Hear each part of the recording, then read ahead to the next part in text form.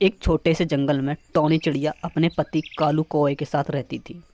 Tony और कालू बाजार में बांस की टोकरियां बेचा करते थे, जिससे उनको बहुत अच्छे पैसे मिलते थे। उनका घर का खर्चा भी उसी पैसे से चलता था। एक बार जंगल में बहुत तेज तूफान आया, जिसमें टॉनी और कालू का घर हिलने लगा। टॉनी और कालू को लगा कि अब यह घर गिरने वाला है।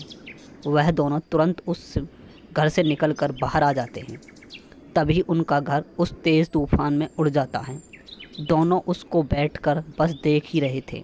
दोनों बहुत दुखी थे, क्योंकि दोनों ने वह घर बहुत मेहनत से बनाया था, जिसमें उन्होंने बहुत पैसा लगाया था। उन दोनों को तो मानो एकदम से ही सब कुछ ख़त्म हो गया हो। टॉनी कालू से बोलती है, कालू जी, अब हम कहाँ जाएंगे और अपना घर कैसे बनाएंगे? हमारे पास जितने भी पैसे थे वह तो हम इस घर में लगा दिए। कालू बोलता है, टॉनी तुम चिंता मत करो, भगवान एक रास्ता बंद करता है तो 100 खोलता भी है। हमको बस अपने काम में मेहनत करते रहना चाहिए। मैं कल के लिए टोकरी बनाने के लिए बांस की लकड़ियाँ लेकर आता हूँ, तुम यहीं पर आराम करो।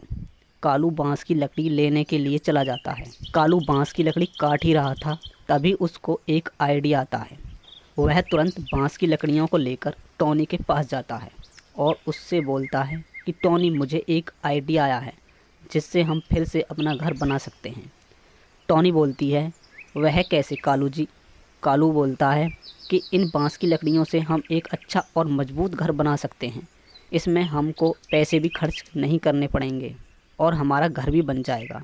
टॉनी बोलती है, कालू जी, बात तो आपकी ठीक है, हमको बांस की लकड़ियाँ और लानी होंगी। कालू बोलता है कि मैं बांस की लकड़ियाँ लाता हूँ, तुम तब तक घर का ढांचा तैयार कर लो। टॉनी घर का ढांचा तैयार करने लगती है और कालू बांस की लकड़ियाँ लेने चला जाता है। जब तक कालू वापस आता है, टॉनी घर का ढांचा तैयार कर लेती है।